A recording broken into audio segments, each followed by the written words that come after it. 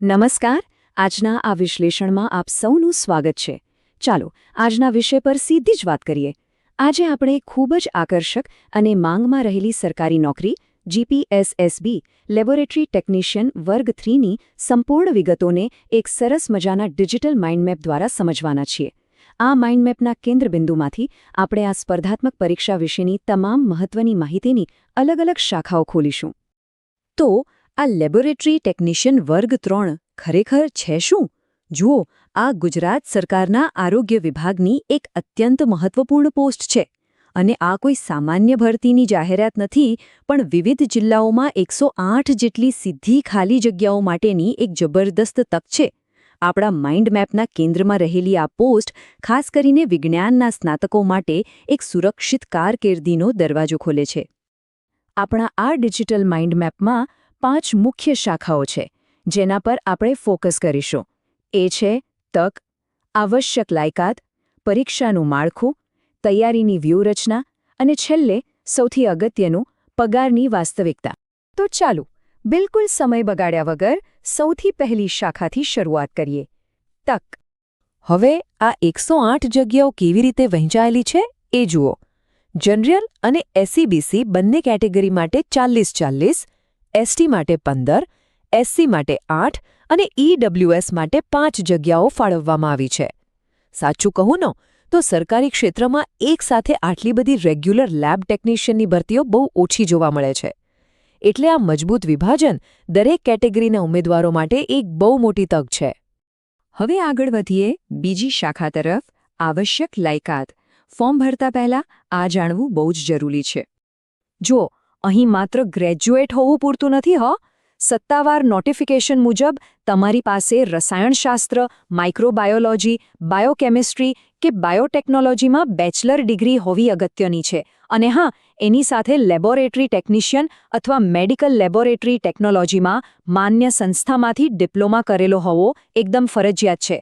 ટૂંકમાં યોગ્ય ટેકનિકલ તાલીમ વગર મેળ નહીં પડે. ઉંમરની વાત કરીએ તો એક આંકડો ખાસ મગજમાં ફિટ કરી લેજો, 37.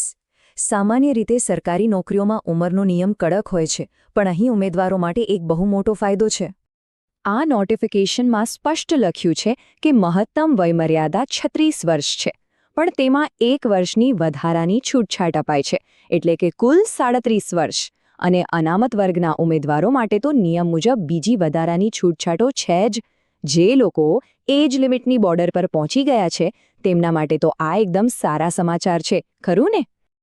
હવે આવીએ ત્રીજી અને બહુ જ મહત્વની શાખા પર, પરીક્ષાનું માળખું.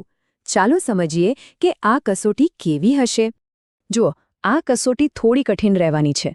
એમસીક્યુ આધારિત પરીક્ષા છે, જે ઓનલાઈન અથવા ઓએમઆર દ્વારા લેવાશે. ખાસ નોંધવા જેવી વાત એ છે કે 200 માર્ક્સના પેપર માટે પૂરા 3 કલાકનો સમય અપાશે. આ 3 કલાક જ બતાવે છે કે પ્રશ્નો કેટલા ડીપમાં હશે. અને સૌથી મોટી વાત, દરેક ખોટા જવાબ પર 0.25નું નેગેટિવ માર્કિંગ છે, એટલે અડ્ડેધડ ટીક મારવાની આદત હોય તો ભૂલી જજો. પ્રશ્નો કેવા હશે? ચાલો એક રિયલ એક્ઝામ્પલ જોઈએ. ભૂતકાળની એક પરીક્ષામાં પૂછાયેલો આ સવાલ જુઓ. મોટાભાગની માઇક્રોબાયોલોજી લેબમાં કયા પ્રકારના બાયોસેફ્ટી કેબિનેટની જરૂર પડે છે? જોયું?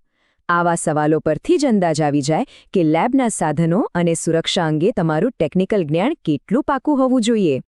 અને એનો સાચો જવાબ છે ક્લાસ 2A બાયોસેફ્ટી કેબિનેટ. આ ઉપરાંત બેક્ટેરિયાની કલ્ચર પ્લેટ્સને ડિસ્પોઝ કરતા પહેલાં તેને ઓટોક્લેવ કરવી, આવા ઘણા બધા પ્રેક્ટિકલ કન્સેપ્ટ્સ આ અભ્યાસક્રમનો ભાગ છે. કહેવાનો અર્થ એ છે કે ઉમેદવારોને પોતાના વિષયનું અત્યંત સચોટ અને પ્રેક્ટિકલ નોલેજ હોવું જ જોઈએ. ચાલો હવે ચોથી શાખા પર ફોકસ કરીએ, તૈયારીની વ્યૂહરચના. આટલો મોટો સિલેબસ પાર કેવી રીતે કરવો? અહીં આપણે એક સિમ્પલ 3 સ્ટેપનો પ્લાન બનાવી શકીએ. પહેલું, આખા સિલેબસને પ્રાયોરિટી પ્રમાણે કવર કરો, સરળ વિષયોથી શરૂઆત કરો.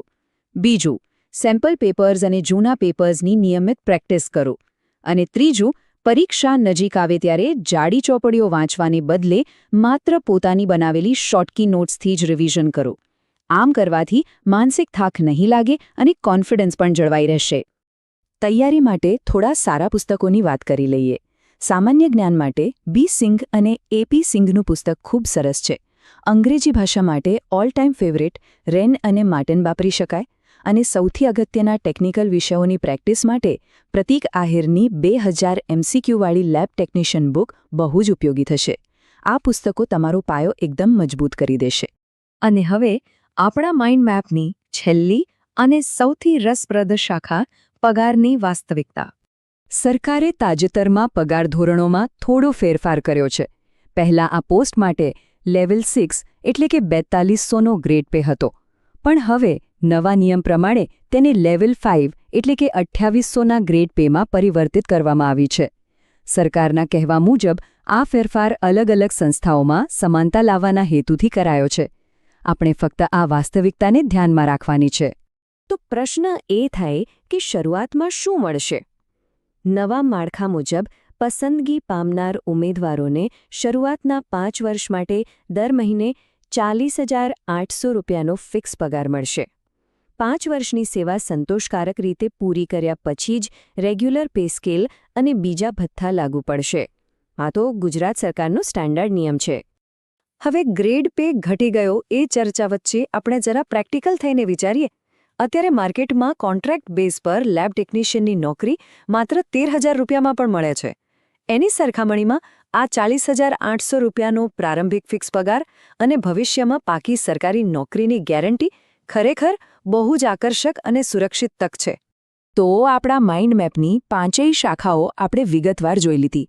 હવે છેલ્લો અને સૌથી મોટો સવાલ: કડક શૈક્ષણિક લાયકાતો, નેગેટિવ માર્કિંગવાળી 3 કલાકની મુશ્કેલ પરીક્ષા અને આ પગાર ધોરણોની વાસ્તવિકતા.